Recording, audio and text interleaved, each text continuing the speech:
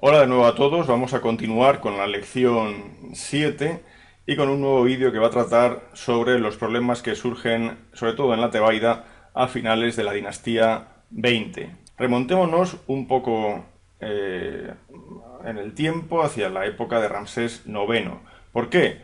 Bueno, pues con Ramsés IX vemos en Karnak unos relieves donde se muestra a este faraón junto al sumo sacerdote de Amón, Amenhotep, pero con la característica de que ambos se muestran en la misma escala, un hecho que es absolutamente insólito, pero que nos indica también que la influencia del sumo sacerdote de Amón ha crecido mucho. De hecho, esta iconografía no se observa antes. También es cierto que el padre de Amenhotep, Ramsés Nag, fue un sumo sacerdote con bastante poder e influencia. De hecho, dirigió la expedición al Wadi Hammamat de principios del reinado de Ramsés IV. Pero con Ramsés IX vemos cómo surgen problemas en Tebas. El equipo de la tumba, es decir, los trabajadores de Der el Medina, a veces no van a trabajar por la presencia de libios, de merodeadores, a veces no van a trabajar simplemente porque no reciben sus raciones, que es el pago a su trabajo. Esto es lo que vemos en esa inscripción del año 13 o en esta otra del año 17. Ante los problemas que se generan en Tebas, sobre todo por la presencia de esos merodeadores y libios, se llama, por lo menos en el año 9 de Ramsés XI, año en el que ya está atestiguado, se llama, como decía, al virrey de Kush, Panegesi, y a sus tropas. ¿Para qué? Para que mediante esta tropa nubia se intente imponer orden donde parece que hasta ese momento había desorden a causa de esa presencia de merodeadores. El problema es que rápidamente, al menos desde ese año 9, si no antes, rápidamente el virrey de Kush, Panegesi, apoyado con sus tropas, sin duda va a ir adquiriendo más protagonismo en Tebas, y esto en detrimento del primer sacerdote de Amón. Por eso, por ejemplo, el papiro del Museo Británico 10.052 nos indica que, llegado un momento, fue hecha una guerra contra el primer sacerdote de Amón. El papiro está fechado en el año 1 de la Wegen Mesut, que es una época que se inicia en el año 19 de Ramsés XI. Otro papiro, el papiro Mayer A, nos dice, por ejemplo, los extranjeros tomaron posesión del templo, había sido suprimido Amenhotep.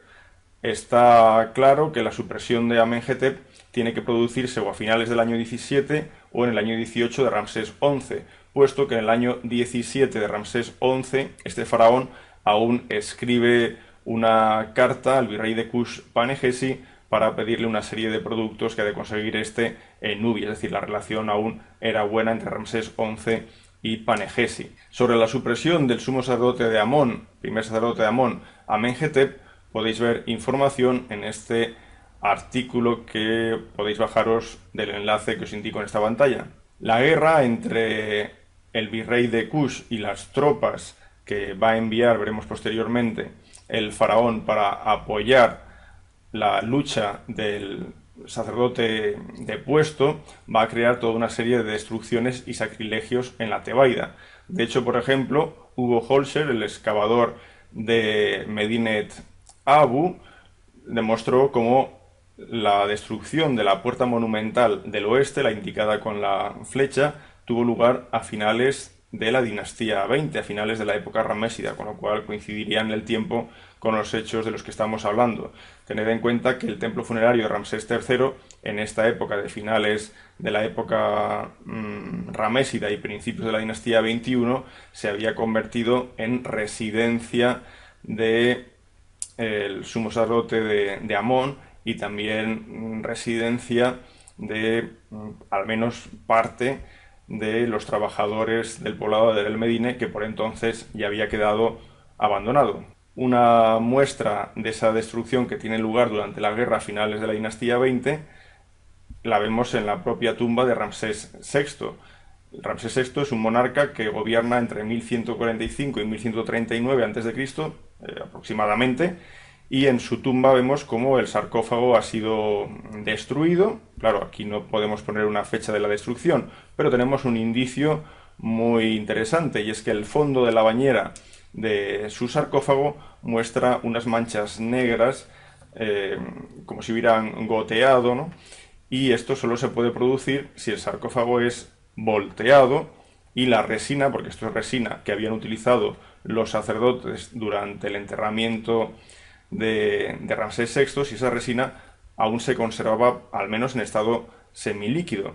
La resina al final se solidifica, pero para que esto tenga lugar quiere decir que la destrucción de la tumba o de su sarcófago no puede haber sucedido muchos decenios después del enterramiento de Ramsés VI.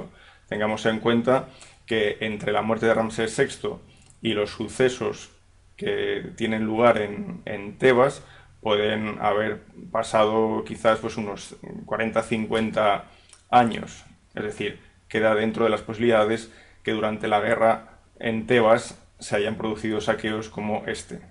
Panegesi no solo estuvo luchando en Tebas, se habla incluso del saqueo por parte de Panegesi de la ciudad de Hardai, una ciudad al norte del Alto Egipto, con lo cual podemos suponer que esa guerra civil tuvo un contexto geográfico más amplio del que aparentemente pudiéramos pensar. En otro texto, el papiro del Museo Británico 10.383, se habla de que cuando llegó Panegesi depuso a mi superior aunque no había culpa en él, es decir, sacrilegios. Un texto, aunque no nos nombra al sumo sacerdote Amenhotep, debemos entender que él es el protagonista del mismo. Él indica, el sumo sacerdote, que Amón reconoció la maldad que había sido hecha contra él mismo, por lo cual solicitó la ayuda del faraón y el faraón, con su ayuda, con sus tropas, consiguió suprimir a quien suprimió a este sacerdote. Claro, todo parece encajar con la historia que estamos comentando, con la historia del sumo sacerdote Amenhotep, que ha sido suprimido por el virrey de Kush, Panegesi. Finalmente el orden es restablecido. Esto tiene lugar en el año 19 de Ramsés XI. Y por eso el año 19 de Ramsés XI es el que a partir de ahora se anuncia como año 1 de la Wehen Mesut, de la repetición del nacimiento.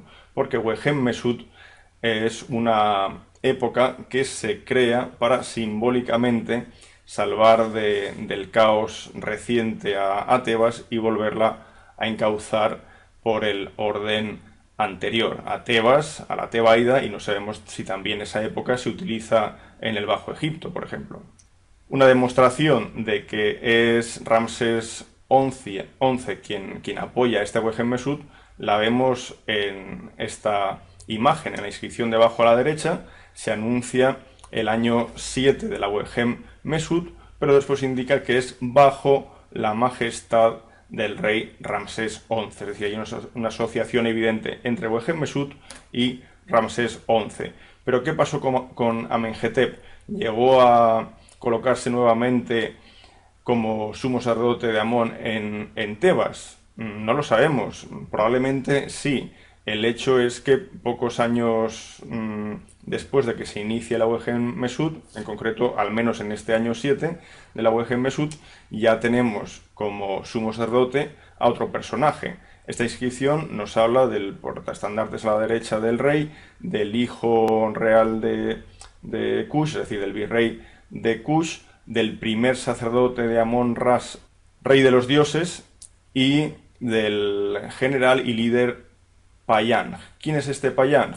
Probablemente este Payang es el general que obtuvo la victoria contra el virrey de Kush, Panegesi, en Tebas. Payang es un general, pero en un momento dado, quizás en este año 7, si no antes, obtiene el título de primer sacerdote de Amón, aunque para él va a ser casi honorífico. De hecho, como vemos en esta imagen, no es él el que está oficiando este oráculo, sino un segundo sacerdote de Amón, que es el que se ha colocado delante de la barca portátil del dios. La guerra continúa y esto queda demostrado por una serie de cartas. Por ejemplo, esta referida a Yehutimes, padre de Butehamun, que fue un escriba de la necrópolis y bueno, un personaje muy vinculado a Payang, al general Payang. Dice: hemos atracado en Elefantina y me ha dicho Payang yo subiré hacia arriba para alcanzar a Panegesi. Es decir, yo subiré hacia arriba, quiere decir yo remontaré el río, y claro, si remonta el río desde Elefantina es que está en territorio nubio. Eso por una parte. Y por otra parte, otros papiros donde se habla de cobre para hacer lanzas, donde se habla de que se proteja a la gente contra flechas y lanzas, es decir, hay un estado de guerra evidente en Nubia entre el general Payang, ahora también primer sacerdote de Amón, y el virrey de Kush, que evidentemente a estas alturas ya no está a las órdenes de Ramsés XI. Podéis ver también información sobre esa guerra de Payang en Nubia y también sobre la relación de las damas Nechmet y Jereret, que no he mencionado, con Payang y Erior. Esto es importante para que veáis la relación familiar, cronológica, que puede haber con estos dos personajes que son los importantes en Tebas a finales de la dinastía 20.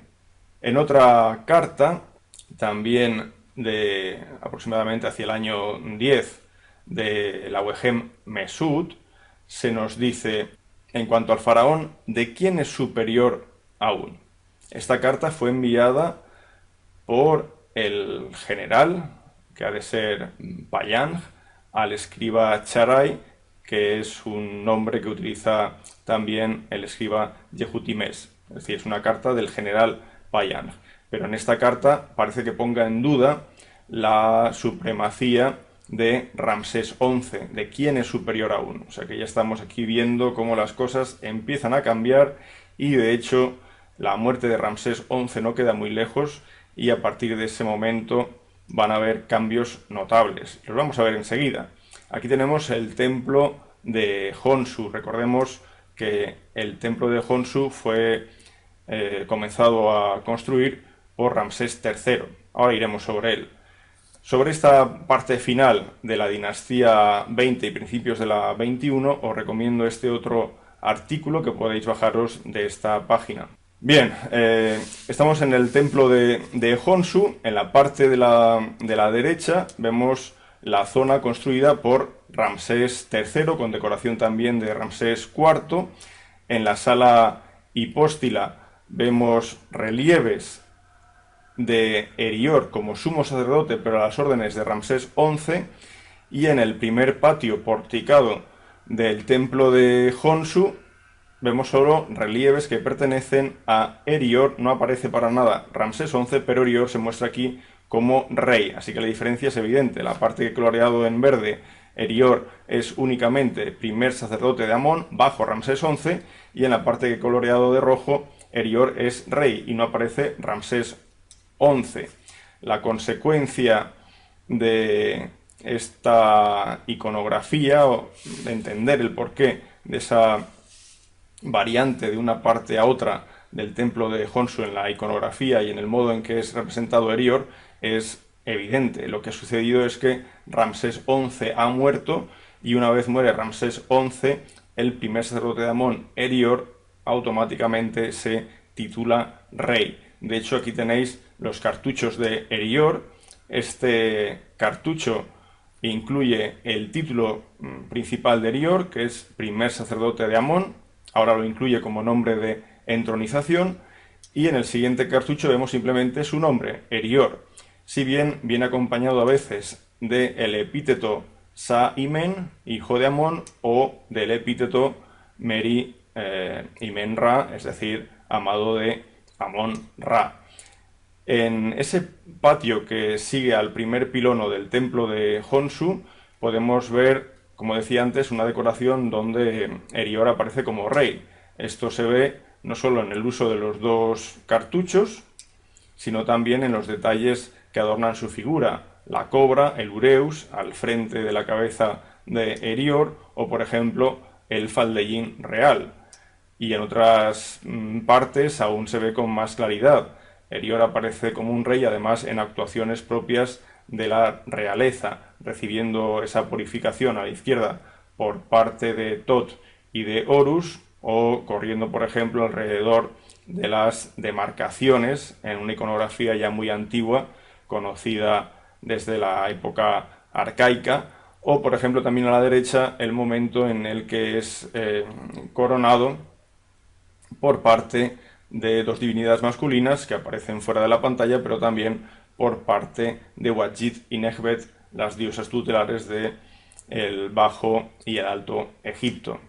Este Erior posiblemente se ha de asociar a un lugar conocido como el campamento, y ese lugar, el campamento, se refiere a Elibe, una fortaleza que queda al sur del Fayum, en la parte norte del Alto Egipto.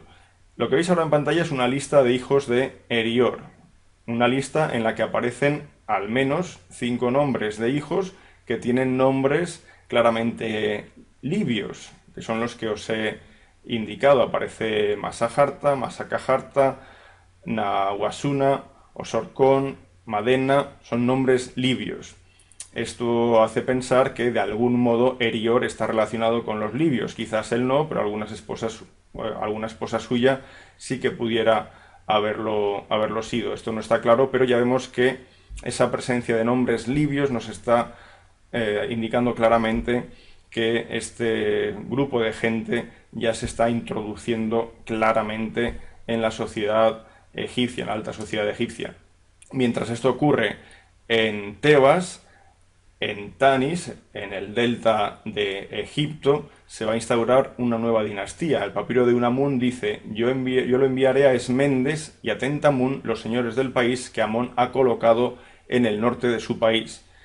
Esmendes accede al trono de Egipto, funda la dinastía 21 a la muerte de Ramsés XI, con lo cual Egipto queda dividido en dos poderes, al norte Tanis, al sur Tebas.